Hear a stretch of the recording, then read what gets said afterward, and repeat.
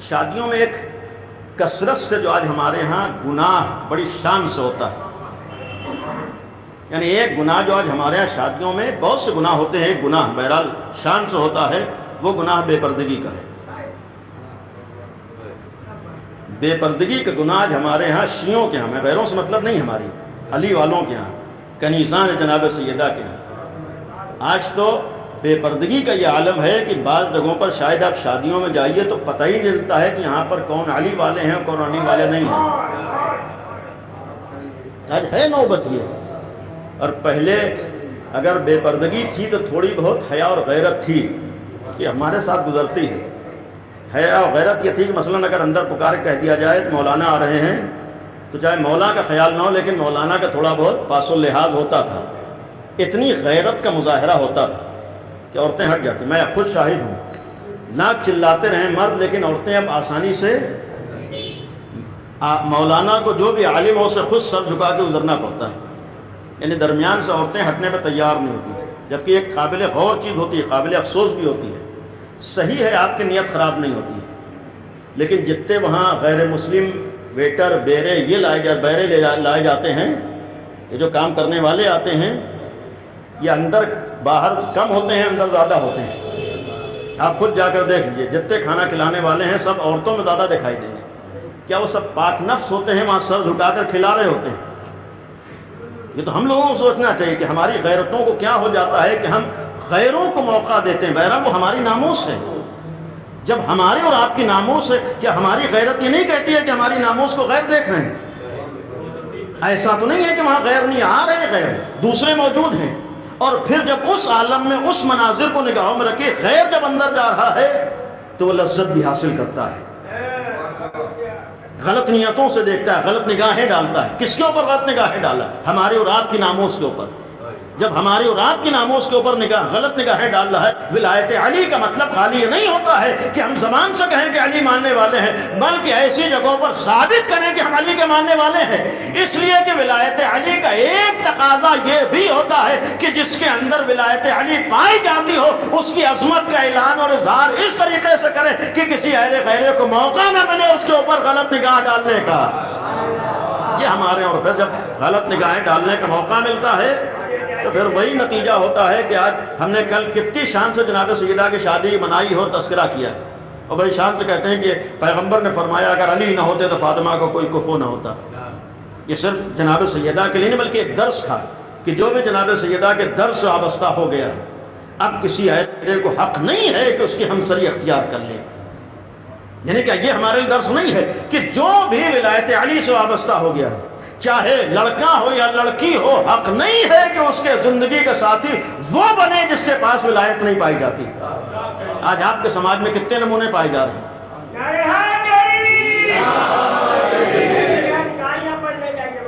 آج ہمارے ہاں کتنے اس طرح کے نمونے ہیں؟ آج ہے ہم کہیں کہ ہمارے گھر کا معاملہ نہیں، کسی ایک مومن کے گھر کا معاملہ ہے، ہم سب ذمہ دار ہیں۔ کوئی ایک نمونہ ایسا ہے کہ آپ کے گھر کی بیٹی غیروں کے ساتھ جا رہی ہے، اور کتنے ایسے نمونے آ رہے ہیں۔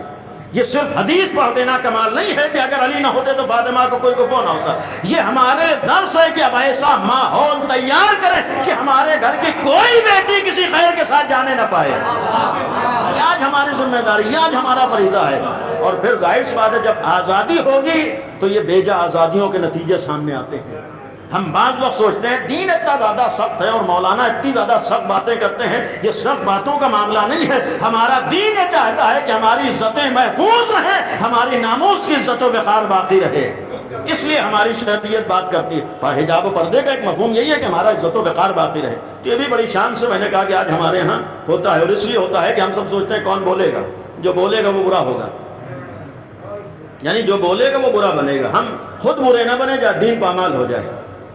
ہم ایک قانون بنا دیں اس کے خلاف کوئی چلا جائے تو پھر ہم برداشت نہیں کر سکتے ہیں، اور اللہ نے جو قانون بنایا ہے ہماری آنکھوں کے سامنے پامال ہوتا رہے، ہم سوچتے ہیں ہم سے کیا مطلب۔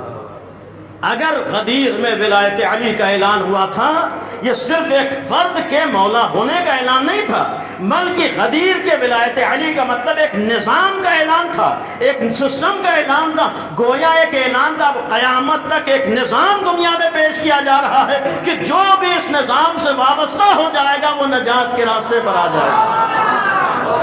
غدیر الہی نظام کا نام ہے. جب الہی نظام ہے تو پھر ہر شیطانی تحریکیں ناکام ہو جاتی ہیں. اور یوں ہی نہیں ہے کہ آج جب ولایت علی کا اعلان ہو تب کافر مایوس ہوا ہے. کیوں مایوس ہوا ہے؟ اس لیے کہ اب اس سے مایوسی ہو کہ جہاں ولایت علی ہوگی وہاں گناہ نہیں ہو سکتے ہیں. جہاں ولایت علی ہوگی، یہ جو شروع میں بات تھی کہ فرشتوں نے بھی اعتراض کیا تھا کہ کیا اس سے بنائے، ظاہر سی بات فرشتوں کا بھی اعتراض. اور پھر شیطان کیوں نکلا؟ شیطان کو معلوم تھا، بس ختم کرو، شیطان کو پتا تھا کہ اگر آج ہم نے آدم کو خلیفہ مان لیا تو وہی ماننا پڑے گا جو اللہ منوائے گا. ہم کو وہی ماننا پڑے گا جو اللہ منوائے گا. اسی لیے شیطان نے جناب آدم کو ماننے سے انکار کر دیا تھا. یہ گویا پہلے دن سے کیا، اگر ہم نے خلیفہ کو مان لیا تو وہی ماننا پڑے گا جو ادھر سے منوایا جائے گا.